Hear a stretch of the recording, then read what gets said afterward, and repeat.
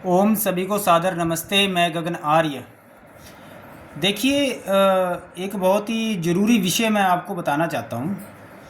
देखिए, जो हमारे परिवार के सदस्य होते हैं, उस परिवार के सदस्यों में यदि कोई व्यक्ति पुण्य कर्म करता है, कोई भी परिवार का सदस्य का एक व्यक्ति जो है पुण्य कर्म करता है या पाप कर्म करता है, तो उसका प्रभाव पूरे परिवार पर पड़ता है। उसका जो प्रभाव है, उसके कर्म का जो प्रभाव है पूरे परिवार पर पड़ता है। सिर्फ परिवार ही नहीं, जो आगे बच्चे पैदा होते हैं उनके ऊपर भी पड़ता है। ठीक है ना, क्योंकि वह परिवार से जुड़ा हुआ है। यदि पुण्य कर्म करेगा तो उसमें भी परिवार की सहभागिता होती है। ठीक है ना, पाप कर्म करेगा तो उसमें भी परिवार आ जाता है।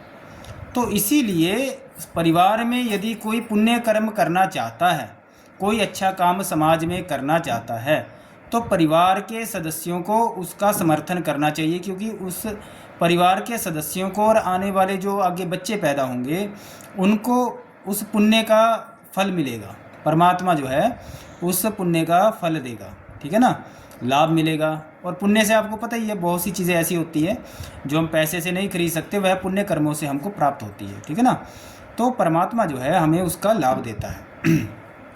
और पाप करेगा, मान लो परिवार में कोई एक व्यक्ति है शराब पीता है। अब शराब पीना पाप कर्म है। शराब पीने से खुद का नुकसान है, परिवार का नुकसान है और समाज का नुकसान है, देश का नुकसान है, धर्म विरुद्ध कर्म है। ठीक है ना, हमारे अंदर तामसिकता बढ़ती है, जो व्यक्ति है वह गलत काम करता है, गृहस्थ जीवन खराब होता है। ठीक है ना, तो शराब पीना जो है एक तरह से पाप कर्म है। और जो पैसा जाता है इन शराब बेचने वाली कंपनियों पे जाता है, तो वो फिर कंपनियां क्या करती है, पॉलिटिक्स में पैसा लगाती हैं, गलत काम में लगाती हैं, नशे को और ज़्यादा बढ़ावा देती हैं। ठीक है ना, तो शराब पीना एक तरह से पाप कर्म है, समाज में गलत चीज़ें बढ़ती हैं। तो यदि वह कोई व्यक्ति परिवार के अंदर गलत कार्य कर रहा है तो क्या होगा, उसका जो पाप का जो प्रभाव पड़ेगा किस पर पड़ेगा, परिवार के सभी सदस्यों पर पड़ेगा और आने वाले बच्चों पर भी पड़ेगा। उनको भी परमात्मा दंड देगा और वह दुख प्राप्त करेंगे। परिवार के दूसरे जो सदस्य हैं, मेंबर हैं, वह भी दुख प्राप्त करेंगे। परमात्मा उसका दंड देगा, क्योंकि पाप कर्म कर रहा है परिवार में कोई एक व्यक्ति। ठीक है ना, और यदि पैसा कमाया जाए, मान लो परिवार का कोई एक ऐसा सदस्य है जो पैसा कमा रहा है, तो पैसा सिर्फ उसी की जेब में जाएगा। ऐसा नहीं है कि वो जो पैसा है पूरे परिवार में बट जाएगा या परिवार के सभी सदस्यों पे जाएगा, या फिर क्या कहते आने वाली पीढ़ियों के पास ही वह पैसा चले जाएगा, वह प्रयोग नहीं करेगा।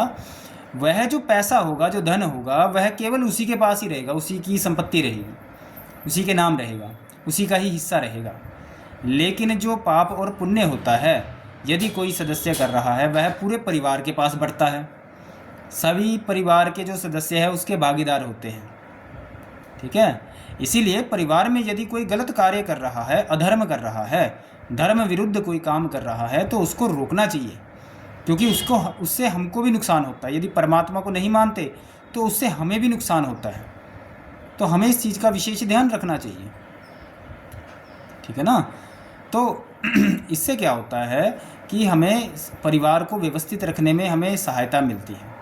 ठीक है ना, तो इसीलिए हमें अपने परिवार को क्या बनाना है, धार्मिक बनाना है। परिवार में किसी भी तरह का गलत काम नहीं होना चाहिए। आने वाली जो बच्चे आगे पैदा होती है, संतान पैदा होती है, आगे जो पीढ़ियाँ चलती हैं, उनके ऊपर उस जो कर्म फल है, चाहे वो पाप किया है चाहे पुण्य किया है, उसका प्रभाव उनके ऊपर जाता है। वो दुख प्राप्त करते हैं और उनको पता ही नहीं होता कि हमारे जो माता पिता थे या दादा दादी थे, उन्होंने गलत कर्म किए, पाप कर्म किए थे, इसीलिए हम तो दुख प्राप्त कर रहे हैं। उनके किए हुए कर्मों का फल आगे आने वाली पीढ़ियों को भोगना पड़ता है। ठीक है ना, तो इसीलिए क्योंकि हमारी ऊर्जा जुड़ी होती है, हमारी जो ऊर्जा है वह जुड़ी होती है। ठीक है ना, अब जैसे जब हम विवाह करते हैं तो शादी करते टाइम क्या करते हैं, हम हवन करते हैं ना। हवन करके ही लड़का लड़की जो है वह आपस में जुड़ते हैं, उस परिवार का सदस्य बनती है। वैसे तो महिला जो है कोई दूसरे परिवार की है, लेकिन जब वह किसी दूसरे परिवार के साथ विवाह करती है, शादी करती है, तो हवन के द्वारा ही उसको जोड़ा जाता है। हवन के द्वारा ही संकल्प करके उसको जोड़ा जाता है। ठीक है ना, और उससे क्या होता है, जो उसकी ऊर्जा है, उस लड़की की जो महिला की जो ऊर्जा है वो उस परिवार के साथ जुड़ जाती है। अर्थात अब वह लड़की जो भी पाप पुण्य करेगी, अच्छे या बुरे कर्म करेगी, तो तो उसका प्रभाव किस पर जाएगा? पूरे परिवार पर जाएगा। ठीक है ना। उस लड़की का जो भी वह अच्छा कर्म करेगी या बुरा कर्म करेगी, उसका जो लाभ या हानि जो भी उसको फल प्राप्त होगा पूरे परिवार को होगा और आने वाली पीढ़ियों को होगा। ठीक है ना। वैसे ही जो लड़की का पति होगा, वह जो भी पुण्य कर्म करेगा या पाप कर्म करेगा, उसका प्रभाव भी उस लड़की पर जाएगा, उसकी पत्नी पे जाएगा। ठीक है ना।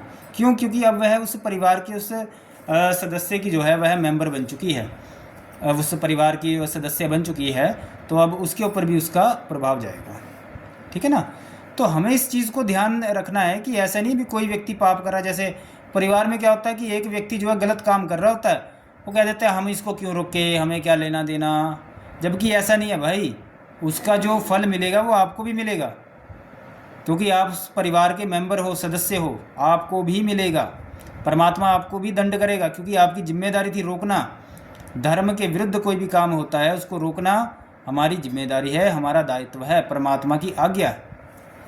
ठीक है ना। तो इसीलिए इस बात को हमें ध्यान रखना चाहिए। परिवार में, घर के अंदर यदि कोई भी व्यक्ति एक पाप कर्म करता है तो सभी को वह भुगतना पड़ता है। ठीक है ना। एक यदि करता है, पुण्य कर्म कर रहा है, कोई समाज में अच्छा कार्य कर रहा है, तो दूसरों को लगता है कि भाई ये तो समाज में कार्य कर रहा है, लेकिन दूसरे लोग जो हैं वह वो ज़्यादा पैसा कमा रहे हैं, वो अच्छा पैसा कमा। ये ऐसा भी हो सकता है कि जो व्यक्ति परिवार में एक व्यक्ति है जो पुण्य कर्म कर रहा है, समाज में सेवा कर रहा है, उसके पुण्यों का प्रभाव दूसरे लोगों पर जा रहा है और वो लोग आर्थिक रूप से अच्छे बन रहे हैं, वह एक तरह से ज़्यादा पैसा कमा पा रहे हैं उस एक व्यक्ति के पुण्य कर्मों की वजह से। ये भी होता है। ठीक है ना। तो परिवार में यदि कोई व्यक्ति पुण्य कर्म कर रहा है तो वह अच्छा काम कर रहा है और परिवार के सदस्यों को उसका साथ देना चाहिए, और पाप कर्म कर रहा है तो परिवार के सदस्यों को उसको रोकना पड़ेगा, क्योंकि उसका प्रभाव दूसरे के ऊपर भी पड़ेगा और दूसरे लोग भी दुख प्राप्त करेंगे। ठीक है ना। तो इसी हिसाब से हमको विचार करना चाहिए और धर्म का पालन करते हुए परिवार को चलना चाहिए, परिवार के सभी सदस्यों को चलना चाहिए और परमात्मा की उपासना करनी चाहिए। देखिए, धर्म का पालन आप कैसे कर पाओगे? अब लोग कहते हैं जी धर्म का पालन कर नहीं पाते, हमारे अंदर काम, क्रोध, लोभ, मोह, अहंकार, राग, द्वेष, पांच तरह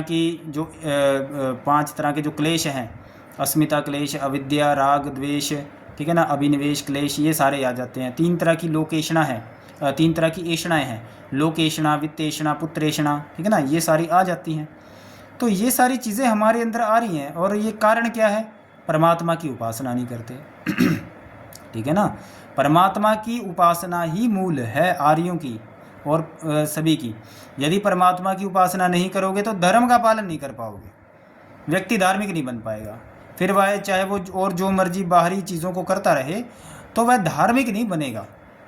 आपने देखा होगा लोग मंदिर में जाते हैं, मंदिर में जाने के बाद भी वह क्या करते हैं? बाहर आके शराब पी रहे हैं।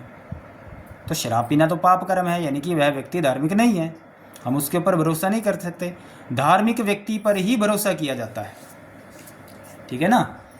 हमारी विशेषता क्या है? बहुत से लोग कहते हैं भी हमारी विशेषता है। हमारी क्या विशेषता है?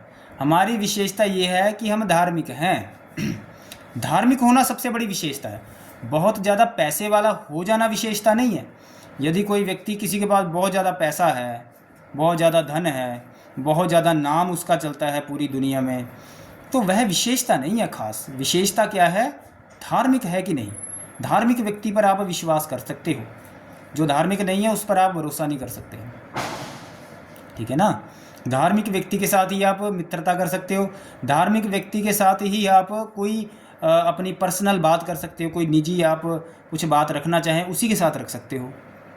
तो धर्म की बहुत वैल्यू है। लोगों को धर्म की वैल्यू पता नहीं है। धार्मिक व्यक्ति की बहुत वैल्यू है। धार्मिक व्यक्ति को सभी लोग मानते हैं, उसको उसके ऊपर विश्वास करते हैं, उसका सम्मान करते हैं, उसके साथ रिश्ता जोड़ना चाहेंगे धार्मिक व्यक्ति के साथ। अधार्मिक व्यक्ति के साथ कोई रिश्ता नहीं जोड़ता, कोई उसके साथ रिश्ता रखना नहीं चाहता, क्योंकि धार्मिक नहीं है, उसका कोई भरोसा नहीं है, निष्पक्ष नहीं है। धार्मिक व्यक्ति सत्य बोलने वाला होगा। तो धर्म की बहुत वैल्यू है। ठीक है ना। तो धर्म को बढ़ाना बहुत ज़रूरी है। और धर्म कैसे पालन करोगे आप? धर्म का पालन होता है उपासना करने से, परमात्मा की उपासना करने से। ठीक है। और तो परमात्मा की उपासना करने वाला हमारा परिवार होना चाहिए। ठीक है। तो इसीलिए हमने क्या सीखा कि परिवार में जो यदि कोई पुण्य कर्म करता है तो वह सभी को बंटता है, उसका जो प्रभाव है उसका फल जो मिलता है वह सभी को मिलता है। पाप कर्म करता है उसका फल भी सभी परिवार के सदस्यों को और आने वाली पीढ़ी को मिलता है। लेकिन जो पैसा कमाया जाता है, मान लो परिवार का एक सदस्य पैसा कमा रहा है, तो वो है पैसा उसी के पास रहेगा, वो सभी को नहीं बटेगा, ठीक है ना। वो कहेगा मैंने कमाया है, तो वह पैसा उसी के पास रहेगा, ठीक है। परिवार में होता है ना, जैसे दो भाई हैं, अब दो भाइयों में से एक भाई अच्छा पैसा कमा रहा है, अब दूसरा नहीं कमा रहा है, तो वो पैसा जो है वो उसी भाई के पास रहेगा, वो अपने दूसरे भाई को नहीं देगा, ठीक है ना। लेकिन यदि पुण्य करता है कोई एक भाई परिवार में, तो वो दूसरे को भी उसका लाभ मिलेगा, दूसरे के जो मतलब उसके जो फल प्राप्त होगा, सुख प्राप्त होगा, वो दूसरे को भी होगा, ठीक है ना। तो धर्म की वैल्यू है हमारे लिए, धर्म से हमें पुण्य प्राप्त होता है, ठीक है। तो आपने ये जानना कि हमें परिवार को कैसा बनाना है, धार्मिक बनाना है, पुण्य करना है और पाप से बचना है। यदि परिवार में कोई गलत काम कर रहा है, अधर्म कर रहा है, पाप कर्म कर रहा है, तो उसको हमको रोकना है, ठीक है। ओम, सभी को सादर नमस्ते जी।